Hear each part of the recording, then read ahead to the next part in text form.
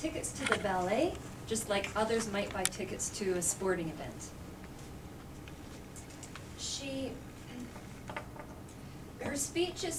Her goals of her speech are going to be to become skilled in arousing emotions while telling a story. So keep that in mind while you're filling out your evaluations. I'm sure she'd appreciate the feedback in that regard. And the title of her speech is Jamie Sees Her World in Need. Please welcome Nancy Scully.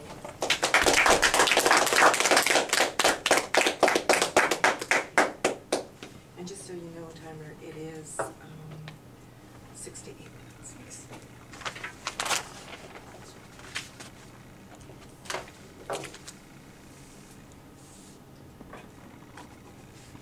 Jamie stares wistfully outside of the window of the Greyhound bus as it's leaving her small rural town.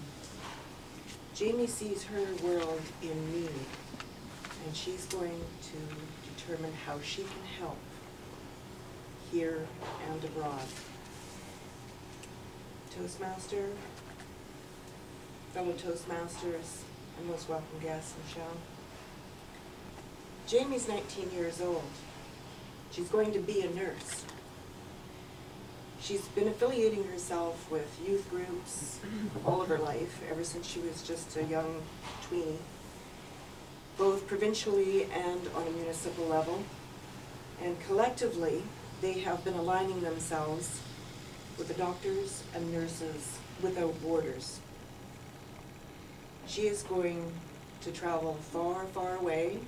She's going to determine what her goals in life are going to be and her direction.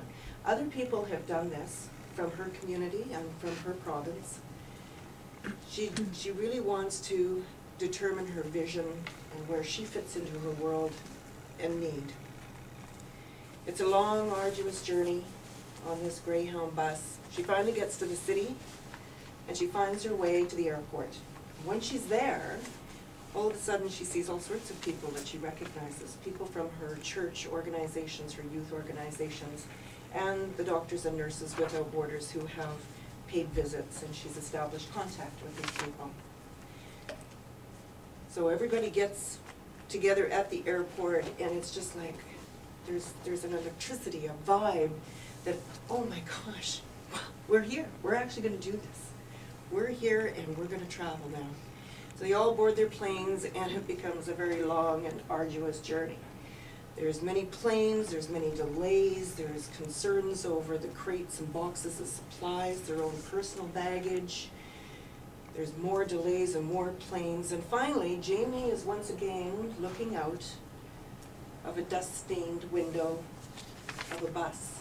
This time it's pulling into a huge refugee camp. She steps off the bus and she's not sure whether she should heave a sigh of relief that she's finally there, intact with her bags and her personal boxes, or whether she should just sit down and have a good cry at the immensity, the stark reality laying out before her. Thousands of makeshift tents, some tents and some structures supplied by donors, but it's huge, and there's tens of thousands of displaced people from all sorts of countries. These people have been wandering from one refugee camp to another, seeking refuge, seeking assistance, water, just basic living. Coping came to mind. These people are existing, and they have an incredible human resilience. They're banding together to help each other. But just as she's claiming her bags, all of a sudden there's a hoot from over yonder, and it's like, hey girl, what's your name? Come on over here, I need your help right now. So Jamie grabs her bags, runs over to the voice and drops her bags. It turns out to be a doctor, and the mother's trying to hold this squirming child, and she's just instructed to hold the little tiny arm so that he can inject the child with smallpox and cholera injection. Jamie's learning a lot over this period of time that she's there. It's going to be 3 long months. She learns about water in this very desolate land, approximately 300 people to an allotment of water source. So it just depends on, there's a water source here and there and over yonder, but many thousands of people in total. She learns about how to deal with waste, human waste, medical waste. What do you do with thousands of people? She sees how the food is distributed without creating riots. Firsthand, she's actually seeing how the donors' dollars are distributed. Jamie is, you know, she's a nurse's aide, she's a doctor's aide, wherever she can fit herself in. Amongst her personal belongings, she brought a big box of toys. She was very well aware that this is the 20th anniversary of the signing of a document that was supposedly going to eradicate child poverty by the year 2000. We're now in 2009. She's also aware that in her home province of British Columbia, apparently there's about 156,000 children under the line of poverty. That British Columbia is the #1 province for child poverty. So when she was thinking about making this big journey, she got busy. She went to dollar stores and she went to thrift shops and she picked up all sorts of little Matchbox toys and marbles. She brought skipping ropes, playing cards. She didn't bother bringing bulky board tables or anything like that, but she brought playing men, thinking that she would be able to draw the board actually on the ground. Kids could play. Her youth and her enthusiasm, her conviviality, she wanted to introduce play and laughter. She managed to, oh yeah, she had a big box of deflated balls and a bicycle pump.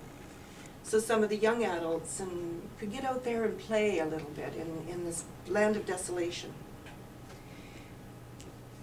In her off times, to escape the sun and the stress of everyday life, she would kind of seek quietness in a tent that she shared with 3 others, just laying on a cot and kind of daydreaming about, you know, she's getting homesick now. She's thinking about going home. It's been the better part of 3 months. And it's going to be pretty close to Christmas by the time she gets home. What can she do in her personal world of need at home? She starts thinking about, well, maybe I'll sew some felt fabric, you know, out of felt fabrics and stockings out of red and green fabric and fill them full of toys and send these stockings out to various merchants, to members of her church and organizations for other people to fill as well. Everybody can contribute and help some poor child that is in need. So once again, Jamie is on the bus. And this time she's looking out at the fog and the frost crystals on the Greyhound bus windows and thinking about going home. And she's going to be entering her nursing project. She's going to be aligning herself in the future with the doctors and nurses without borders. And she's going to be working at home and abroad for a world that's very much in need.